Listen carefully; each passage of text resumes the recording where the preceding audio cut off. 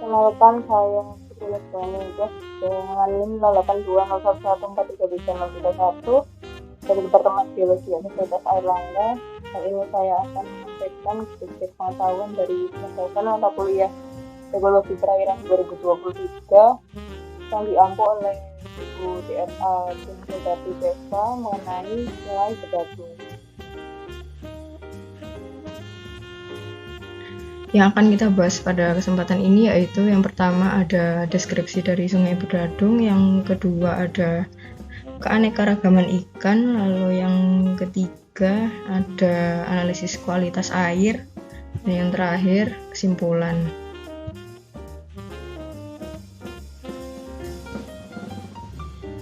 Kali ini kita akan membahas mengenai deskripsi Sungai Bedadung, di mana Sungai Bedadung ini terletak di Kabupaten Jember dan merupakan sungai terpanjang dan terbesar yang ada di Kabupaten Jember, Provinsi Jawa Timur.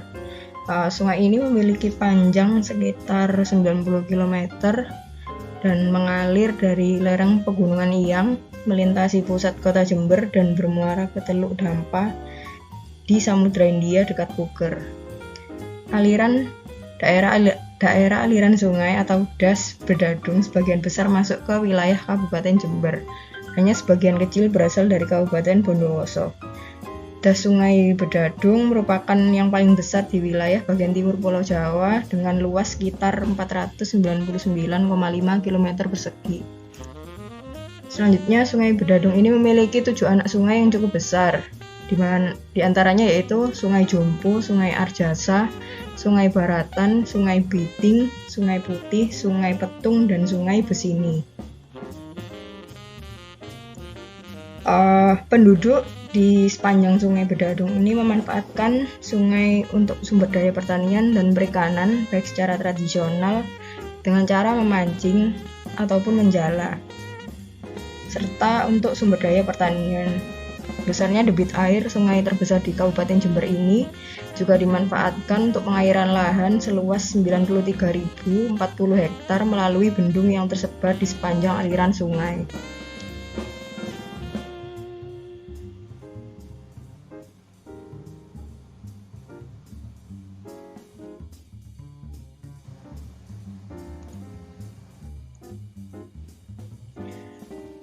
Selanjutnya yaitu pembahasan mengenai keanekaragaman ikan di Sungai Bedadung.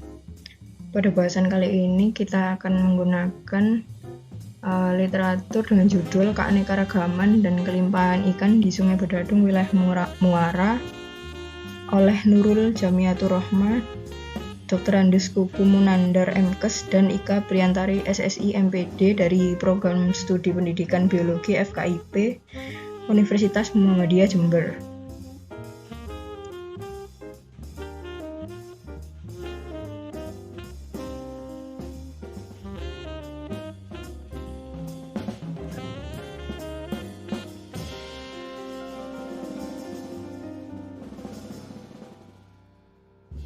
Berdasarkan metode yang digunakan pada artikel tersebut, keanekaragaman ikan diidentifikasi menggunakan jenis penelitian kualitatif dengan desain kuantitatif deskriptif, sehingga dari hasil identifikasi ikan yang berhasil ditemukan termasuk ke dalam ordo Ophiocephaliformes, Perciformes, dan Mobiliformes. Ikan yang ditemukan yaitu pertama ada ikan kiper atau ketang-ketang atau Scatophagus sp, merupakan satu dari 3 spesies ikan dalam genus Scatophagus dari famili Scatophagidae, di mana ikan Scatophagus ini umumnya tersebar di sekitar kawasan Indo-Pasifik hingga Jepang, Papua, dan Australia Tenggara. Ikan Scatophagus ini juga tinggal di daerah pesisir berlumpur, termasuk muara, hutan bakau, pelabuhan, dan hilir sungai. Ikan Scatophagus ini memiliki bentuk tubuh segi 4 dan padat dengan kepala memiliki profil punggung yang curam. Ia memiliki mata yang cukup besar yang diameternya jauh lebih kecil dari panjang moncongnya yang membulat.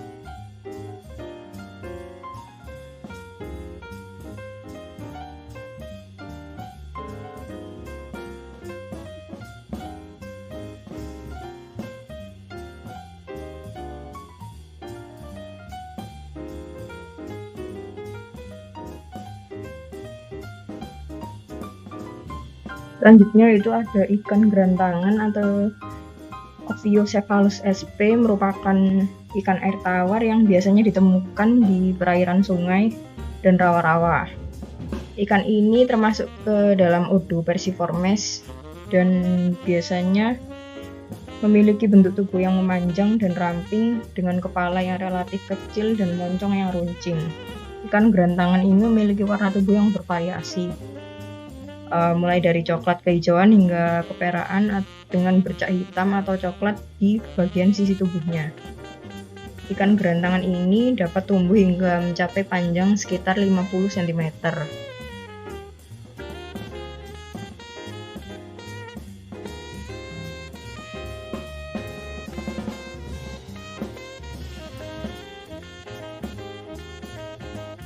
Yang ketiga itu ikan yang berhasil ditemukan di area Sungai Bedadung, yaitu ada ikan belanak, di mana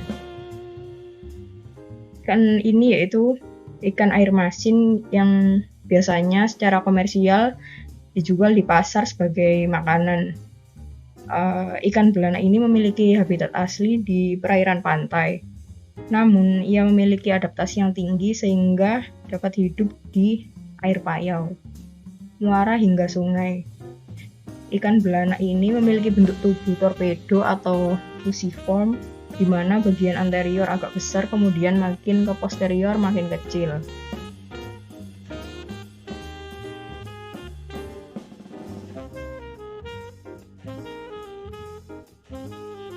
Selanjutnya yaitu ada ikan perkututan yang termasuk dalam ordo Perciformes.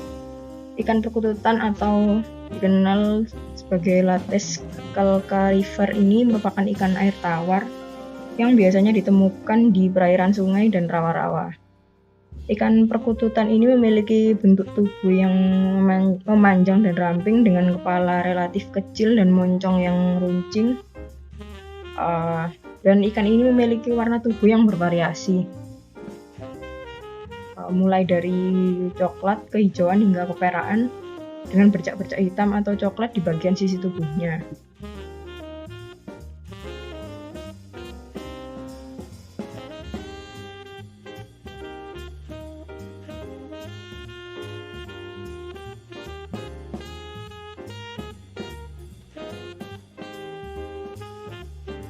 Yang terakhir yaitu ada spesies ikan yang ditemukan di area muara Sungai Bedadung, yaitu ada ikan pengkah atau ikan ambasis interrupta atau long spined glass perchlet atau yang termasuk ke dalam ordo Perciformes. Ini merupakan ikan air tawar yang biasanya ditemukan di perairan sungai dan rawa. Ikan pengkah ini memiliki bentuk tubuh pipih dengan warna putih keperaan dan terdapat warna kuning pada bagian sirip anal. Ikan pengkah ini juga memiliki tipe sisik ganoid dan bentuk ekornya itu bercagak. Ikan ini dapat memiliki panjang total tubuh hingga mencapai 12 cm. Dapat diketahui jika terdapat jenis ikan yang memiliki kelimpahan tertinggi pada saat pengamatan pasang maupun surut di Sungai Bedadung wilayah muara, yaitu ikan gerantangan dan belanak. Kedua jenis tersebut memiliki kelimpahan tertinggi karena memiliki kemampuan dalam beradaptasi dan memanfaatkan potensi sumber daya yang ada untuk mencukupi hidup. Kita mengacu pada kriteria nilai indeks dominansi Shannon-Wiener, di mana lokasi saat pasang maupun surut termasuk dalam dominansi rendah. Hasil penelitian yang ada pada literatur yang digunakan menunjukkan bahwa di Sungai Bedadung wilayah muara terdapat jenis ikan yang lumayan, yang jumlahnya terbesar, yaitu ikan gerantangan. Meskipun jumlah ikan gerantangan paling melimpah dibandingkan dengan jenis ikan lain, namun ikan ini tidak dapat dikatakan yang paling mendominasi karena hasil perhitungan indeks dominansi kurang dari 1. Melimpahnya gerantangan ini diduga karena ikan ini mempunyai kisaran toleransi yang luas terhadap faktor lingkungan, mampu berkembang biak dengan cepat, dan tahan terhadap substrat berlumpur.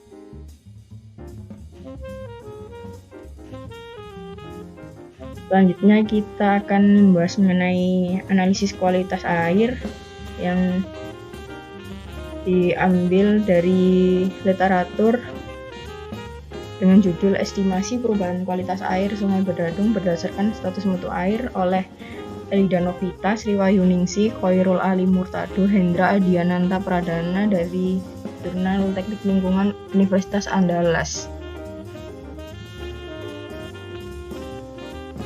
Pada analisis kualitas air ini, parameter yang digunakan yaitu ada 4. Di antaranya yaitu ada TSS atau total suspended solids, lalu ada BOD, di mana biochemical oxygen demand, lalu ada COD atau chemical oxygen demand, dan yang terakhir ada total coliform.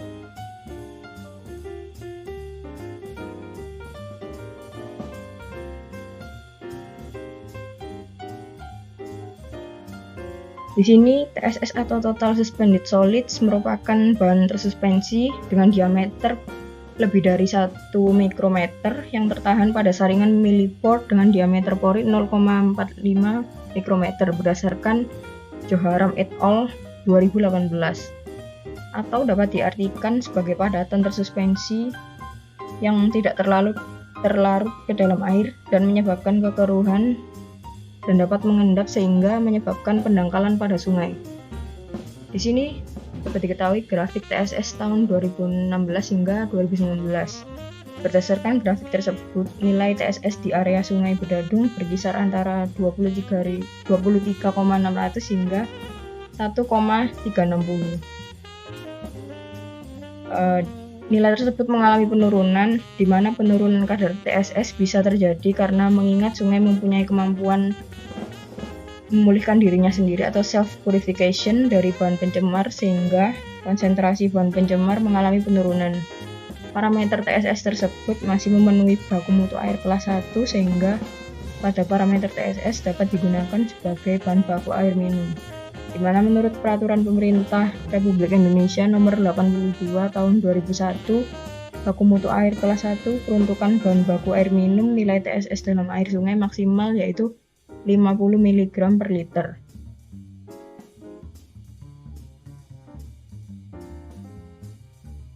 Selanjutnya ada parameter BOD atau biochemical oxygen demand, di mana merupakan suatu karakteristik yang menunjukkan jumlah oksigen terlarut yang dipergunakan oleh mikroorganisme untuk mengurai atau mendekomposisi bahan organik dalam kondisi aerobik berdasarkan Yulis et al.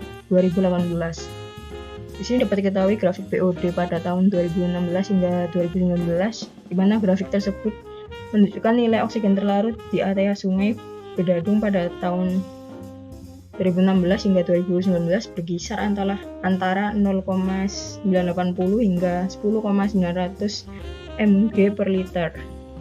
Konsentrasi BOD tersebut pada tahun 2016 hingga 2018 belum memenuhi baku mutu air kelas 1. Sedangkan pada 2019 sudah bisa digunakan sebagai bahan baku air minum. Berdasarkan Peraturan Pemerintah Republik Indonesia Nomor 82 Tahun 2001, di mana baku mutu air kelas 1 peruntukan bahan baku air minum konsentrasi BOD dalam air maksimal 2 mg per liter. Hal tersebut bisa diartikan bahwa Sungai Bedadung pada tahun 2016 hingga 2018 sudah tercemar, dan pada tahun 2019 telah memenuhi baku mutu air peruntukan air minum. Hal tersebut bisa terjadi karena mengingat sungai dapat memulihkan dirinya sendiri atau memiliki kemampuan self-purification dari bahan pencemar, sehingga konsentrasi bahan pencemar mengalami penurunan.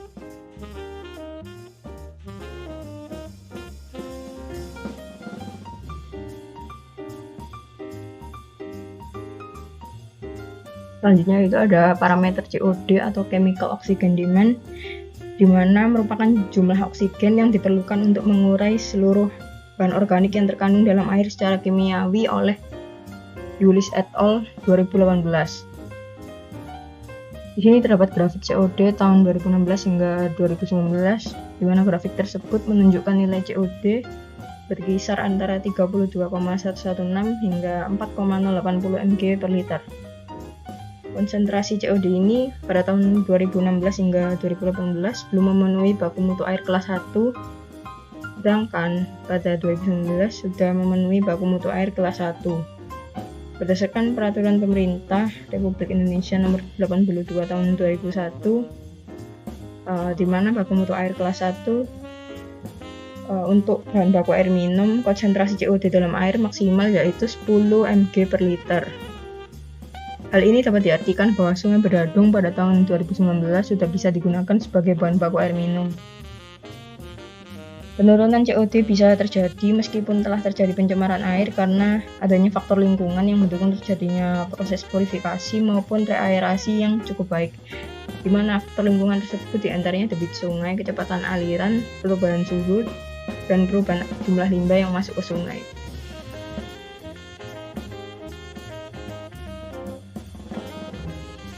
Parameter yang terakhir yaitu ada total coliform, di mana total coliform merupakan nilai total atau kumpulan dari berbagai jenis bakteri yang ada di dalam sampel air yang diujikan.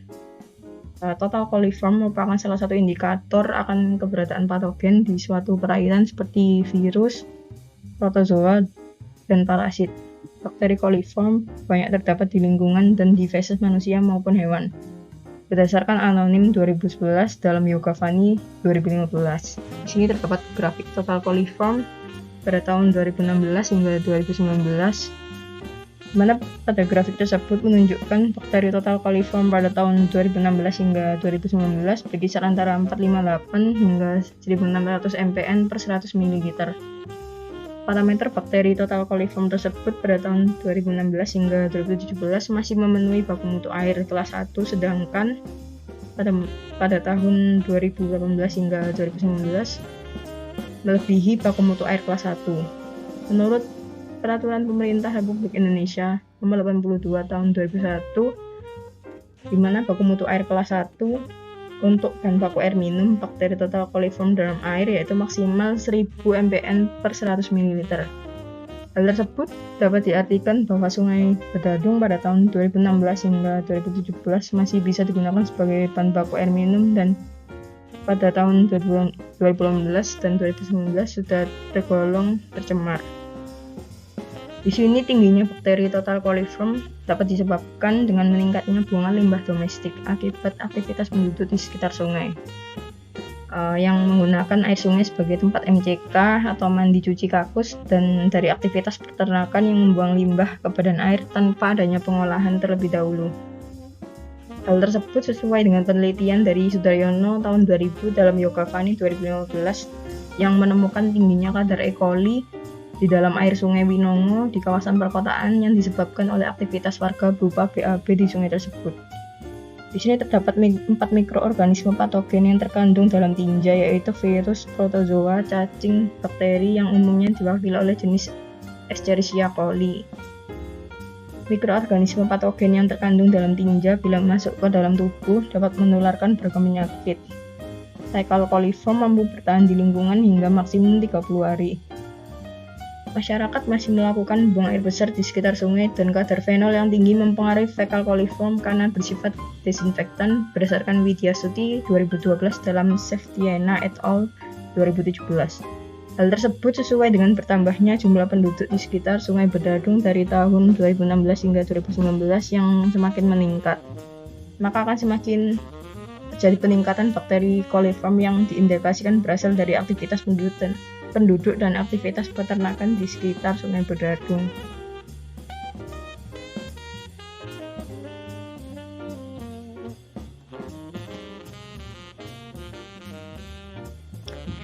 Selanjutnya itu kesimpulan yang dapat diambil dari penjelasan materi ini, yaitu pertama, Sungai Bedadung terletak di Kabupaten Jember dan memiliki panjang sekitar 90 km. Yang kedua itu keanekaragaman ikan yang berhasil ditemukan dan diidentifikasi meliputi ordo Ophiocephaliformes, Falciformes, dan Gilliformes. Yang terakhir yaitu analisis kualitas air Sungai Bedadung diukur melalui parameter TSS dengan nilai berkisar antara 23,600 hingga 1,360 mg per liter. Lalu ada BOD dengan nilai antara 10,900 hingga 0,980 mg per liter. Selanjutnya ada COD dengan nilai antara 32,116 hingga 4,080 mg per liter, dan parameter yang terakhir yaitu ada total coliform dengan nilai 458 hingga 1600 mpn per 100 ml.